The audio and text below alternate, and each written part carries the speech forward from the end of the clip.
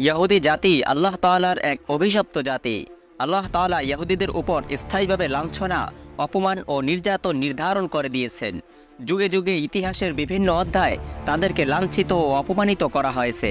প্রিয় সুধী, আল্লাহ তাআলা ইহুদিদেরকে কিভাবে লাঞ্ছিত করেছেন এবং তাদের ধর্মীয় চিন্তাধারা কি, তাই জানবো আজকের এই ভিডিওতে। তাই অনুরোধ করব, না টেনে পুরো আলোচনাটি শুনুন। আল্লাহকে মাবুদ মানা সত্ত্বেও তারা গরুর বাছুরের পূজা করে। তারা তামার তৈরি সাপকেও পবিত্র মনে করে এবং প্রাচীন ইহুদিরা তার পূজা করত। কেননা হজরত মুসা আলাইহিসসালামের হাতের লাঠি আল্লাহর কুদরতে সাপ হয়ে গিয়েছিল। তাদের মাবুদের নাম হচ্ছে ইয়াহওয়া বা জিহোবা। তাদের সেই ইলাহ ভুল ভ্রান্তি করে লজ্জিত হয়। তিনি শুধু বনী ইসরাইলের ইলাহ, অন্য কারণ নয়। ইহুদিরা মূলত তাওহীদপন্থী ও এক আল্লাহতে বিশ্বাসী ছিল। কিন্তু তাওরাত ধ্বংস হয়ে যাওয়ার পর উজাইর আলাইহিসসালাম তা লোকদের কাছে শুনে শুনে পুনরায় লিপিবদ্ধ করায় তারা তাকে আল্লাহর সন্তান বলে অভিহিত করে শিরকে লিপ্ত হয়। তাদের মতে ইব্রাহিম আলাইহিসসালাম ইসমাইলকে নয়, বরং ইসহাক আলাইহিসসালামকে জবেহ করার জন্য আদিষ্ট হয়েছিলেন। তাদের ধর্মে পুনরুত্থান, অনন্ত জীবন, সওয়াব ও শাস্তি সম্পর্কে উল্লেখযোগ্য কোনো বক্তব্য নেই। তাদের মতে শাস্তি ও পুরস্কার এই দুনিয়াতেই হবে। সওয়াব হচ্ছে বিজয় এবং শাস্তি হচ্ছে লোকসান, অপমান ও গোলামি। শনিবার মাছ শিকার করা নিষিদ্ধ ছিল। সেই নিষেধাজ্ঞা অমান্য করায় আল্লাহ তাআলা সংশ্লিষ্ট পাপীদেরকে বানর বানিয়ে ধ্বংস করে দিয়েছিলেন। তাদের একটি পবিত্র বাক্স ছিল, তাতে পূর্বেকার সময় মহামূল্যবান জিনিস, দলিল ও পবিত্র কিতাব হেফাজত করা হতো। হজরত সুলাইমান আলাইহিসসালাম ইবাদতের উদ্দেশ্যে যে ঘর তৈরি করেছিলেন তা তাদের কাছে পবিত্র এবং এটাকে তারা হাইকালে সুলাইমানি বলতো। ইহুদিরা মনে করে তারা আল্লাহর নির্বাচিত মনোনীত বিশেষ জাতি। ইহুদিদের রূহ আল্লাহর রূহের অংশ বিশেষ। মানুষ ও পশুর মধ্যে পার্থক্য আছে, তেমনি ইহুদি এবং যারা ইহুদি নয় তাদের মধ্যেও পার্থক্য রয়েছে। অর্থাৎ যারা ইহুদি তারাই মানুষ, আর যারা ইহুদি নয় তারা পশুর সমতুল্য। ইহুদি জাতির পক্ষে অন্য জাতির সম্পদ চুরি করা, ডাকাতি করা এবং তাদের কাছ থেকে অতিরিক্ত হারে সুদ খাওয়া বৈধ। তাই তারা বিশ্বব্যাপী সুদী কারবারে লিপ্ত। তারা অন্যদের বিরুদ্ধে মিথ্যা সাক্ষী দিতে পারে এবং যারা ইহুদি নয় তাদের সাথে কৃত প্রতিশ্রুতি পূরণে তারা বাধ্য নয়। কেননা যারা ইহুদি নয় তারা হচ্ছে কুকুর, শূকর ও পশুর সমতুল্য। তাদের সাথে নৈতিক মূল্যবোধ রক্ষার কোনো প্রয়োজন নেই। হজরত ঈসা আলাইহিসসালাম সম্পর্কে ইহুদিদের পবিত্র গ্রন্থ তালমুদের বক্তব্য হলো, খ্রিস্টান ঈসা দোজখের আগুন ও গ্যাসের মধ্যে হাবুডুবু খাচ্ছে। প্রিয় সুধী, তালমুদ হচ্ছে বিকৃত তাওরাতের বিকৃত ব্যাখ্যা গ্রন্থ এবং সেই তালমুদে লেখা রয়েছে ঈসা আলাইহিসসালামের মা মরিয়ম বান্দারা নামক জনৈক সৈনিকের দ্বারা গর্ভধারণ করে ঈসাকে অবৈধভাবে জন্ম দিয়েছে। তাই খ্রিস্টানদের গির্জা আবর্জনা সমতুল্য এবং তাদের ধর্মীয় বক্তারা হচ্ছে ঘেউ ঘেউকারী কুকুরের মতো। তাদের মতে ইয়াকুব আলাইহিসসালাম আল্লাহর সাথে ধস্তাধস্তি করেছিল, লূত আলাইহিসসালাম মদ পান করেছিলেন এবং নিজের কন্যাদের সাথে জেনা করেছিলেন। এছাড়াও আল্লাহর কাছে দাউদ আলাইহিসসালাম ছিলেন একজন মন্দ ব্যক্তি। ইহুদি ধর্মে 20 বছর বয়সে উপনীত হওয়ার পর কোনো নারী বিবাহ না করলে অভিশাপের যোগ্য হয়। ইহুদি ধর্মে একাধিক বিবাহ বৈধ এবং তাতে কোনো সীমিত সংখ্যা নেই। তবে তাদের মধ্যে সুফিবাদরা 4 স্ত্রী পর্যন্ত সংখ্যা সীমাবদ্ধ করে দিলেও অন্যরা সেই সংখ্যা সীমাহীন রেখেছে। আসল তাওরাতের অনুসারী সঠিক হিব্রু ইহুদিদের কোনো অস্তিত্ব পৃথিবীর কোথাও নেই। তবে বিকৃত তাওরাতের অনুসারী হিসেবে তাদের ধর্মীয় আকীদা বিশ্বাসও বিকৃত রুচি সম্পন্ন। ইহুদিদের ধর্মীয় দিবসের মধ্যে রয়েছে 12 থেকে 14 এপ্রিল, ফেরাউনের যুগে মিশর থেকে বনী ইসরাইলের মুক্তি সপ্তাহ পালন। সেদিন মদবিহীন রুটি খেতে হয়। ইহুদি সালের 10ম মাসের প্রথম 9 দিন রোজা রাখা, ইবাদত ও তওবা করার পর 10ম দিবস হচ্ছে ক্ষমা দিবস। সেদিন খানাপিনা বন্ধ রেখে পুরো দিন ইবাদতে কাটিয়ে দিতে হবে। ফলে অতীতের সকল গুনাহ মাফ হয়ে যাবে এবং এভাবে নতুন বছরকে স্বাগত জানানো হয়। প্রতি বছর প্রত্যেক ইহুদিকে 2 বার বাইতুল মাকদিস জিয়ারতে যেতে হবে। এটা অত্যন্ত জরুরি। প্রত্যেক চন্দ্র মাসে নতুন চাঁদ দেখে আনন্দ প্রকাশ করা।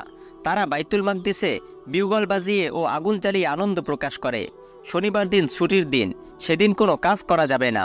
তাদের মতে আল্লাহ তাআলা আসমান ও জমিন সৃষ্টির পরে শনিবার দিন বিশ্রাম গ্রহণ করেন। তিনি নিজ আরশের উপর উঠে শুয়ে এক পায়ের উপর আরেক পা রেখে বিশ্রাম করেন।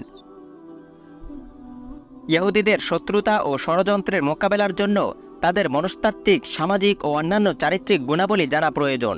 আর এ সম্পর্কে আল্লাহ তাআলা পবিত্র কোরআন শরীফে ইহুদিদের ওই সকল চারিত্রিক গুণাবলী তুলে ধরেছেন।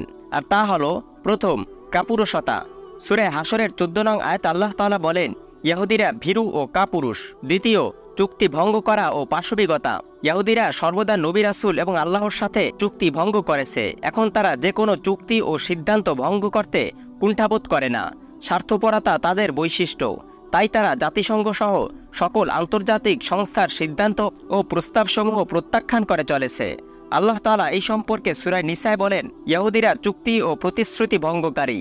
তাদের চুক্তি ও প্রতিশ্রুতি ভঙ্গ, আল্লাহর আয়াতের সাথে কুফরি এবং অন্যায়ভাবে নবীদেরকে হত্যা করার কারণে আল্লাহ তাদের অন্তরে গুমরাহির সিল মেরে দিয়েছেন। এই আয়াতে বর্ণিত আল্লাহর প্রিয় নবীদেরকে হত্যা করার জঘন্য তৎপরতা চালিয়ে তারা প্রমাণ করেছে তাদের স্বার্থের পরিপন্থী যে কোনো লোককে হত্যা করা সম্ভব। তারা দুইজন নবীকে হত্যা করেছে এবং ঈসা আলাইহিসসালামকে হত্যার ষড়যন্ত্র করে ব্যর্থ হয়েছে। তাদের এই পৈশাসিক মনোভাব এখনও বিদ্যমান রয়েছে। তারা অশান্তি ও গোলযোগ সৃষ্টিকারী। ইহুদিরা পৃথিবীর দেশে দেশে অশান্তি ও গোলযোগ সৃষ্টি করে মুসলমান ও খ্রিস্টানদের মধ্যে ঢুকে কুমন্ত্রণা দিয়ে তাদেরকে বিভিন্ন সমস্যায় নিক্ষেপ করে। এ সম্পর্কে সূরা মায়েদায় আল্লাহ তাআলা বলেন, তারা জমিনে ফিতনা ফাসাদ ও গোলযোগ সৃষ্টির চেষ্টা চালায়। মুসলমানদের বিরুদ্ধে শত্রুতা। ইহুদিরা মুসলমানদের সর্বপ্রধান শত্রু মনে করে। পক্ষান্তরে অন্যদের সাথে তাদের কিছুটা মিত্রতা গড়ে ওঠে। এ সম্পর্কে সূরা মায়েদার ৮২ নং আয়াত আল্লাহ তাআলা বলেন, হে নবী, আপনি মানুষদের মধ্যে ইহুদি ও মুশরিকদেরকে মুসলমানদের কঠোর শত্রু হিসেবে দেখতে পাবেন। আল্লাহ তাআলা ইহুদিদের উপর স্থায়ীভাবে লাঞ্ছনা, অপমান ও নির্যাতন নির্ধারিত করে দিয়েছেন।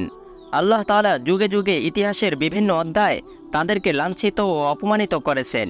মিশরের ফেরাউন শাইশাক ইসরায়েল দখল করে এবং ইহুদিদেরকে তাড়িয়ে দেয়। এরপর ব্যাবিলনের রাজা বখতে-নাসর জেরুজালেম দখল করে ইহুদিদেরকে বন্দী করে নিয়ে আসে এবং তাদেরকে দাস বানিয়ে রাখে। পরবর্তীতে পারস্য সম্রাট ইহুদি দাসদেরকে ইসরায়েলে ফেরত পাঠান সত্ত্বেও, কিন্তু তা তখন পারস্য সম্রাটেরই অধীনে ছিল। ৬৬ খ্রিস্টাব্দে রোমান সম্রাট টাইটাস জেরুজালেম দখল করে এবং ইহুদিদেরকে ব্যাপক হারে হত্যা করে। এছাড়াও ৭০ খ্রিস্টাব্দে রোমান বাহিনী হাজার হাজার ইহুদিদেরকে বন্দী করে নিয়ে যায় এবং তাদেরকে দাস বানিয়ে রাখে। দ্বিতীয় বিশ্বযুদ্ধের সময় ইহুদি রাষ্ট্র প্রতিষ্ঠার কার্যকে পদক্ষেপ গ্রহণের মুহূর্তে তারা বিরাট সমস্যার সম্মুখীন হয়। বিশ্বের বিভিন্ন দেশেই ইহুদিরা ওই সময় পর্যন্ত ছড়িয়ে ছিটিয়ে বাস করে। এটাও তাদের জন্য বিরাট অপমান ছাড়া আর কিছুই নয়। ইসরায়েল রাষ্ট্র প্রতিষ্ঠার জন্য বিভিন্ন দেশ থেকে ইহুদিদের ইসরায়েলে জড়ো হওয়া খুবই প্রয়োজন ছিল, কিন্তু কোনো ইহুদি ইসরায়েল রাষ্ট্রের উদ্দেশ্যে দেশ ত্যাগ করতে প্রস্তুত ছিল না। তখন ইহুদি নেতারা জার্মানির নেতা হিটলারের সাথে এক গোপন ইহুদি হত্যা চুক্তিতে আবদ্ধ হয়, যাতে করে বিশ্বব্যাপী ইহুদিদের মধ্যে ভয়ভীতি ও নিরাপত্তাহীনতা সৃষ্টি করা যায় এবং তারা ইসরায়েলের উদ্দেশ্যে দেশত্যাগ করার জন্য মানসিক প্রস্তুতি নিতে বাধ্য হয়।